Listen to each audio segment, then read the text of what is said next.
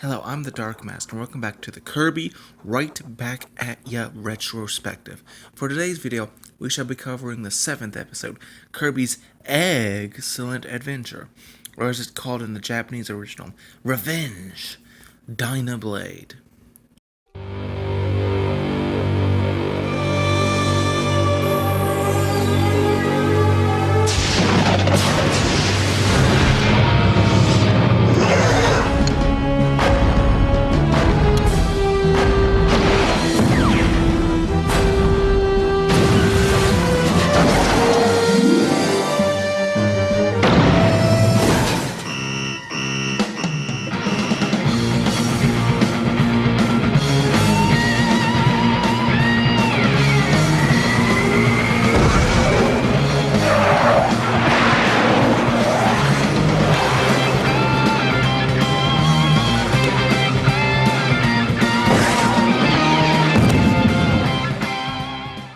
Ooh boy, an episode that even Misty Sparkles skipped.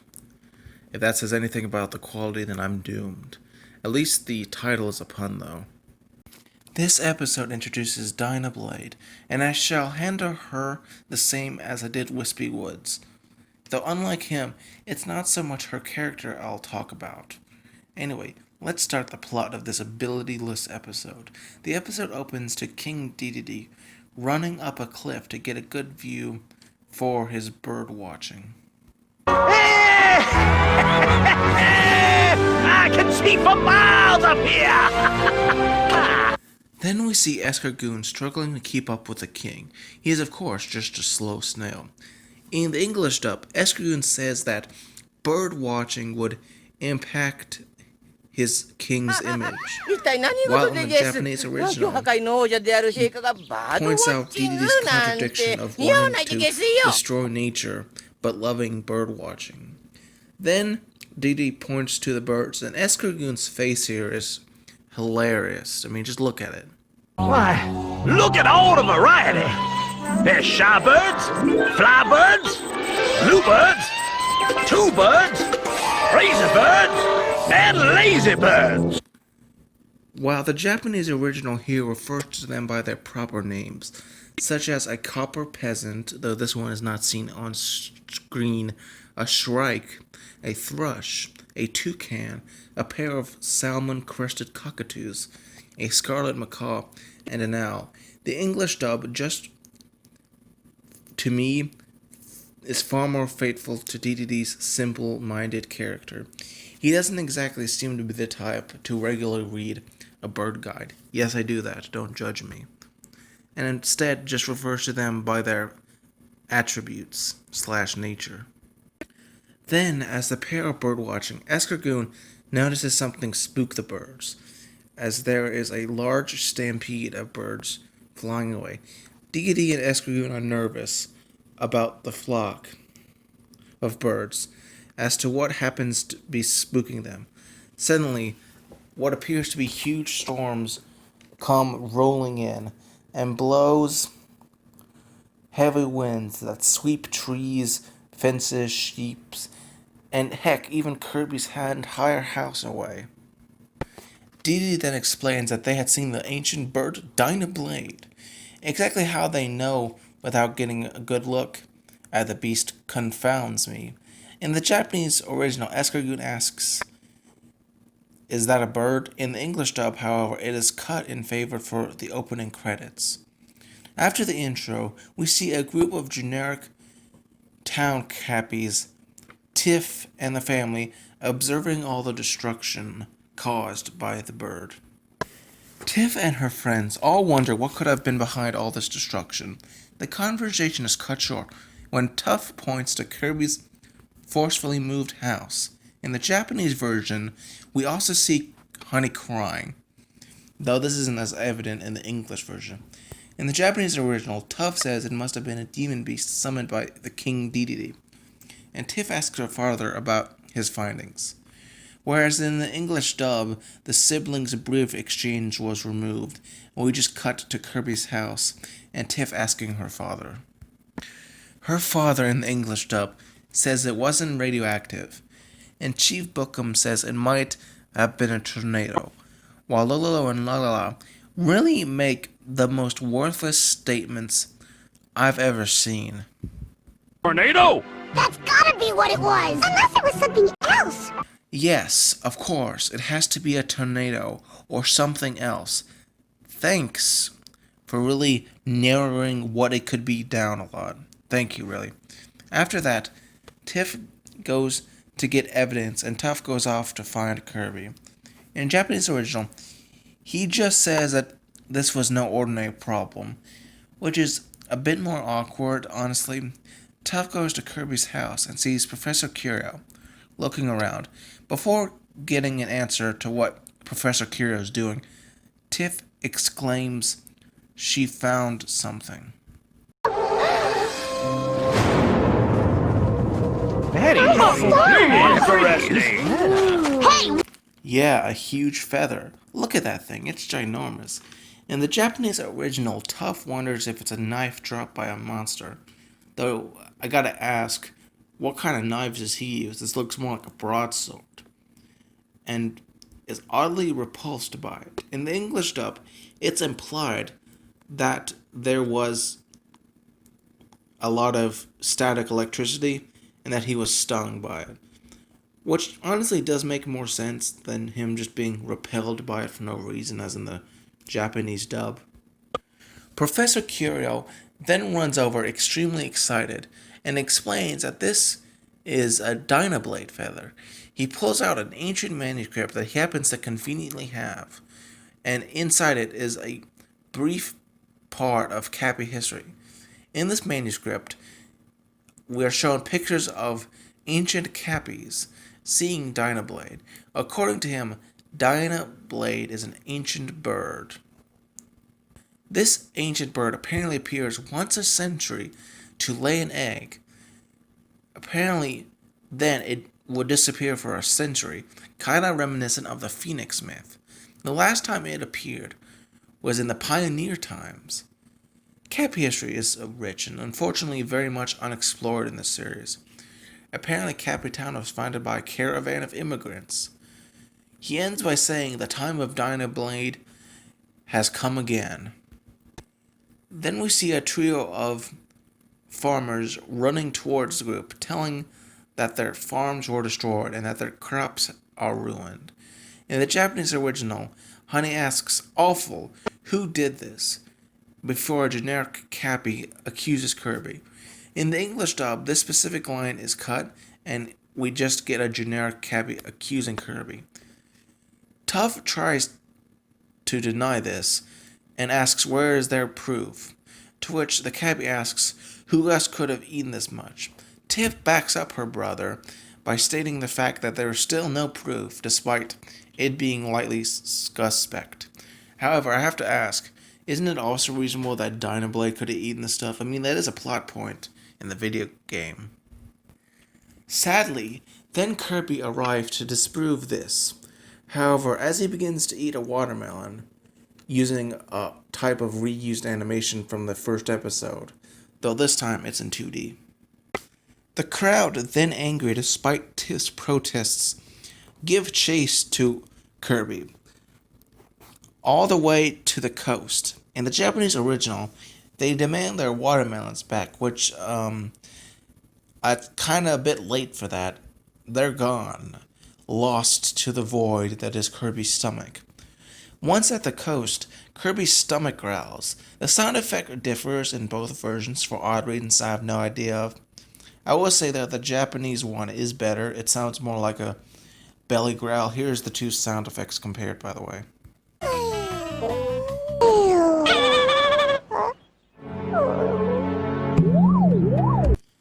Desperate and hungry, Kirby apparently begins hallucinating a dish made of watermelons. It makes him hungry, but due to the previous mob attack, he resists for about 3 seconds before a second apparition appears, this time being a mouth-watering cake, which he then inhales. Then we get another platter even I'd like to eat. But said dish, unlike the others, appears to be somewhat real, as it moves when Kirby tries to eat it.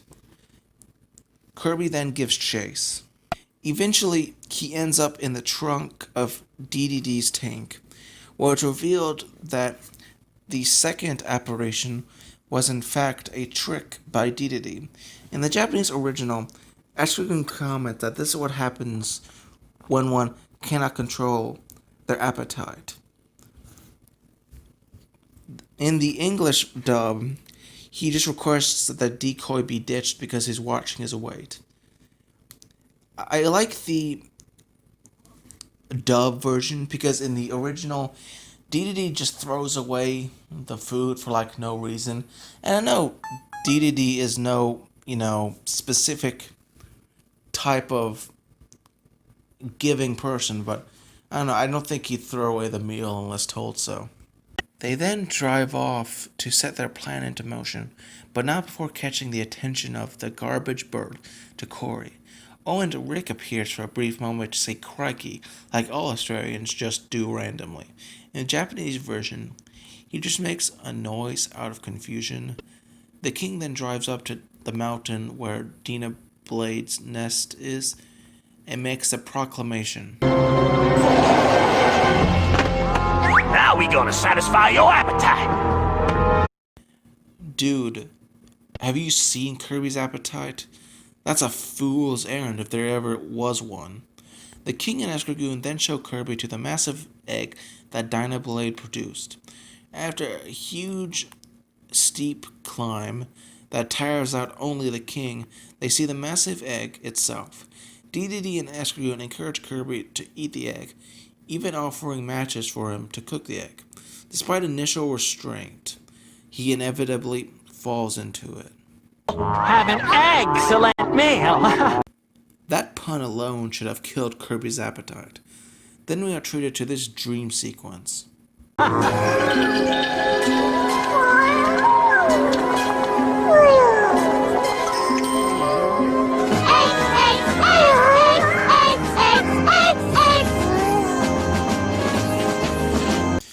Man, Kirby loves eggs. In the English version, they are even given voices. This English edition gives the scene a bit more charm than the Japanese original had. We then cut to Rick telling Tiff and Tuff about DDD capturing Kirby, with Tiff remarking Kirby had no chance against such a deception. The pair go off to find Kirby. When shards of a giant eggshell fall on Tuff, man, that impact looked painful. Then they look up and see smoke from Dyna Blade's nest. Regardless, the two quickly climb up the mountain to discover the shattered remains of Dyna Blade's eggs. Gosh darn it, Kirby. That's an endangered species. Tiff is quick to realize that this was likely DDD's plan, considering he took Kirby there. But that line of thought is cut off when she arrives. Hey, what's that? Tiff, look there! Oh!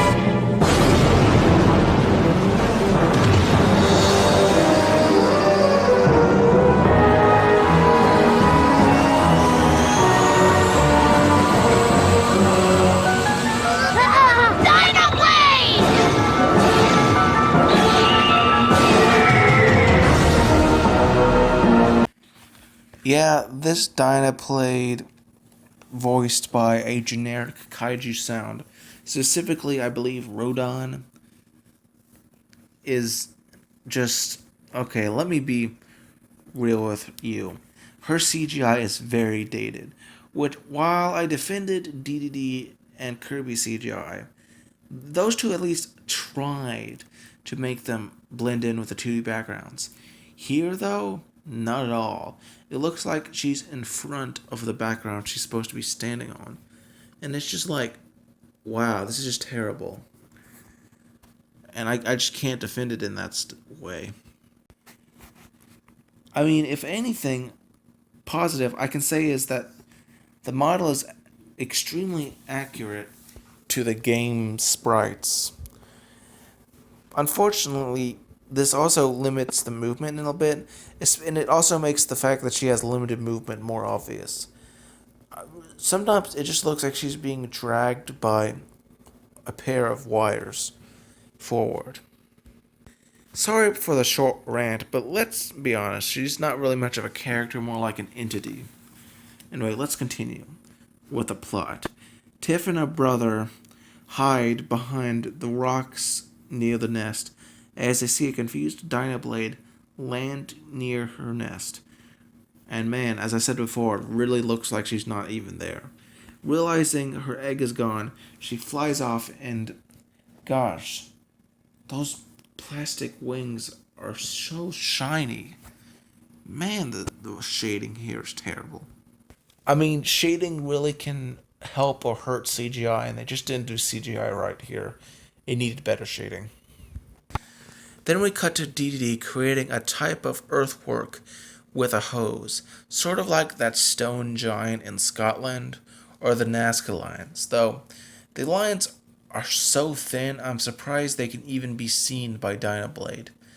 At least we finally figured out how the Nazca lines were made, not by aliens, but by a king southern penguin. In both versions, he sings a song as he does so. Listen to this and see how the American dub is more lively and honestly much better than the Japanese one. Dyna Blade and Egg-Cellent, E-I-E-I-O. What a handsome king and a plan he made, E-I-E-I-O. When Kirby eats that big old leg, Dyna Blade gonna grab Kirby by the neck, drag him away to a secret lair, finally get Kirby out of my hair. Dyna Blade, hey look! Tamago, 誰かさんが食べちゃった。誰だろうな、誰だろうな。教えるぞい、教えるぞい。カービィが食べちゃった。卵食べちゃった。 Yeah, the English version is way better. The king hides as Dyna Blade approaches, and Escargoon notices Dyna Blade seeing the pictograph that depicts her egg being eaten by Kirby. We then cut to Kirby fishing on the coast. The two siblings lambast Kirby for his supposed greed. But then they see that Dyna Blade arrives with recycled animation. Kirby's, of course, justifiably terrified. With advice of Kine, who hasn't been seen since the second episode, and this marks his speaking debut, and he does an alright job, Kirby dodges Dyna Blade only for her to come back for a second go. He then climbs up a cliff only for her to pursue him. He then jumps down the cliff and with Kine's suggestion dives into the water. This seems like an amazing plan. However, Kirby, being an air breather, must soon resurface for air. Of course, in a future episode, Kirby can stay underwater with no issues for an extremely long time. But we'll get to that episode when we do. I guess that would be a recon of this, and this wouldn't really be a negative. But it's one of those inconsistencies that I just like to point out. Though really, what the heck does he have? Anxiety or something? For whatever reason, he surfaces to air, but Dyna Blade doesn't see him. Tuff and Tiff do, though, and they call out to him. I mean, you probably alerted Dyna Blade with all that yelling. Dude, like, seriously, why say that so loud? Kirby runs as Dyna Blade gives chase. Meanwhile, at Cappy Town, the news of the Kirby's misdeeds is spreading, with Mayor Blustergas saying Kirby ate Dyna Blade's egg. And we're introduced to another Cappy character, Tuggle. Tuggle, called Togu in the Japanese original, is the grocery store keeper who owns a grocery store and wears a green apron with 2 orange and red sunflowers. Once again voiced by Maddie Blaustein. Man, Fox Kids / 4Kids really wanted to bleed their voice actors dry and to use them as much as they could so they didn't have to get more. In Japan, he's voiced by Mizuki Satoa. Overall, a minor but interesting character that does give an episode for himself in the future. Then we see Chef Kawasaki taking a commercial advantage of the situation by selling an egg-based dish based on Dyna Blade. I mean, that does sound very tasty, but I don't think it's very tasteful. In the Japanese version, there is a scene of Chief Bookums discharging his weapon into the air as to warn Dyna Blade not to come.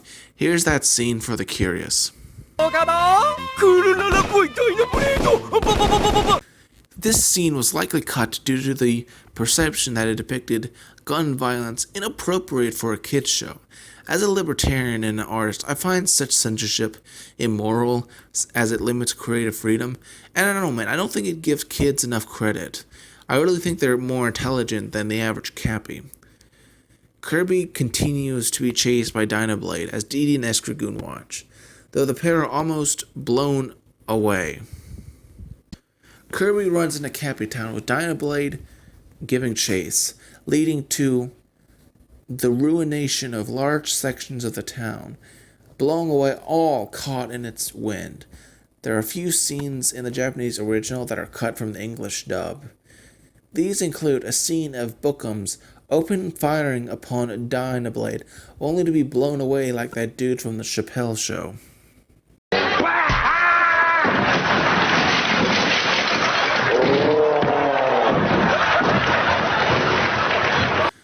Also cut was a clip of Professor Curio trying his best to protect his priceless artifacts.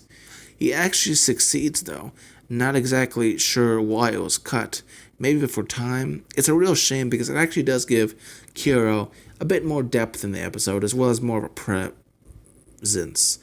DDD complains in the Japanese original about Dyna Blade attacking them, though really getting in the way, they kind of deserve it, and I'm not sure why they're surprised at this.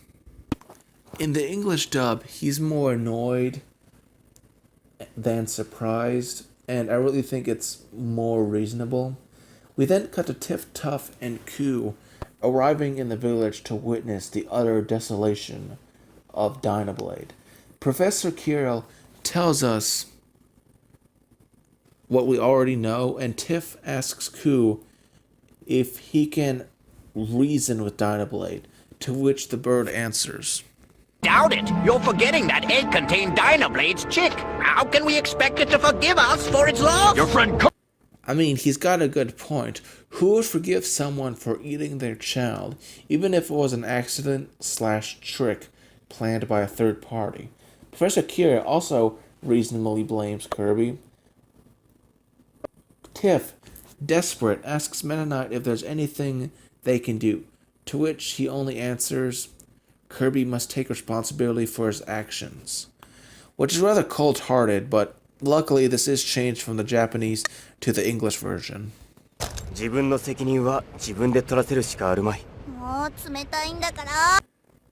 Tiff, of course, calls out this cold-hearted answer. Luckily, the American dub, even with its overdone Spanish accent, I think it gives more of a genuine answer. Our deeds bind us to fate as surely as the sun sets.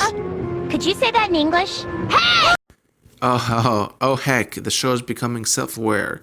Even now it recognizes how heavy the accent is.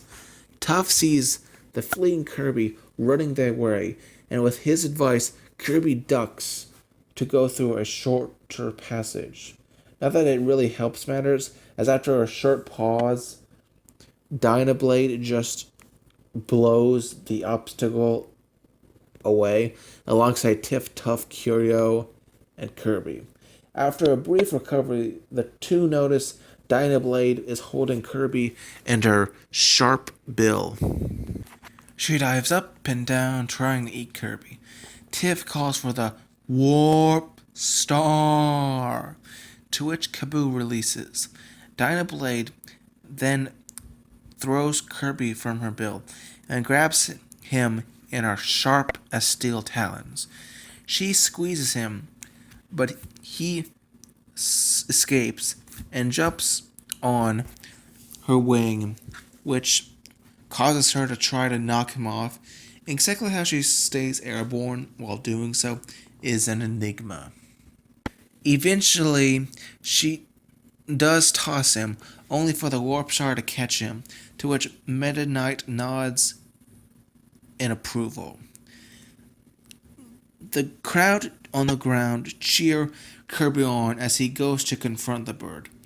After a windy breath attack by Dyna Blade, Kirby attacks Dyna with a volley of squishy kicks and jabs, which are as effective as you would think they are, and Dyna Blade brushes them off.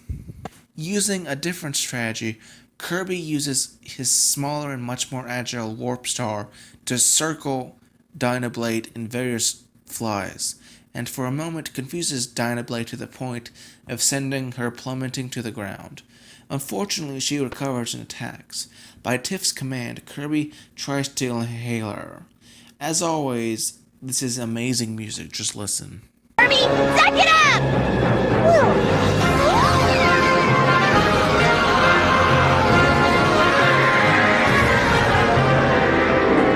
It's not really all that effective as Kirby tires out quickly.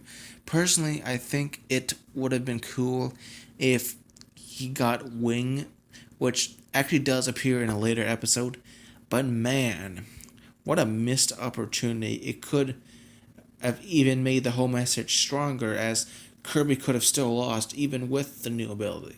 Something that rarely happens. Very rarely does Kirby lose while having an ability. It's just not that common. Either way, Dyna Blade knocks him off and begins another attack upon the tired Puffball.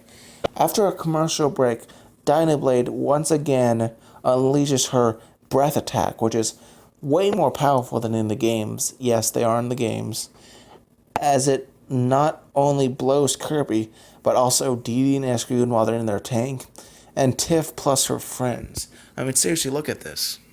Oh, I gotcha!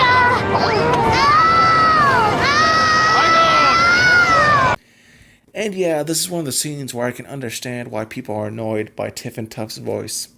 Honestly, they do get very irritating when they yell a lot, and, I can understand that. Though, this doesn't happen that often, so I don't notice it. But yeah, this particular scene, while editing, was specifically irritating. Eventually, Kirby gets blown off his Warp Star, and Dyna Blade, sensing an opportunity, grabs him before he can get back on it. As Kirby is being carried away, Tiff remarks that even he couldn't survive such a fall from the height. In the Japanese original, Tuff subtly begs for Dyna Blade to forgive Kirby. Kinda a bit brash though, it's more like he just wants to get over with. Also, couldn't Kirby just float down gently by inhaling? Then again, we don't really see that after the first episode, so maybe it's just not in the anime version. Also brash, DDD attempts to shoot down the Warp Star, but Dyna Blade perceives it as an attack and pucks the cannon fire right back at him. I'm up that high. Quick! Before he gets on that blasted star! Fire!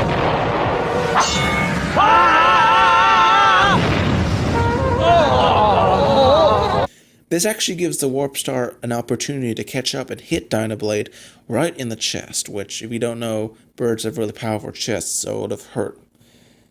He then plummets into the ocean. Terrified, Tiff and the gang go to the coast to look for Kirby, whereas he then turns out to, in fact, be running up to them. Dyna Blade sees him, and he runs off to protect his friends, only to get stuck in a crack in the coast. Helpless, Dyna Blade closes in for the kill, but stops with a sudden arrival of her child, the Dyna Chick. In the games, there are 3 of these, and Kirby feeds them, whereas in the anime, there's only one, presumably to make him have more importance, and as well as to go in more in line with the Phoenix myth.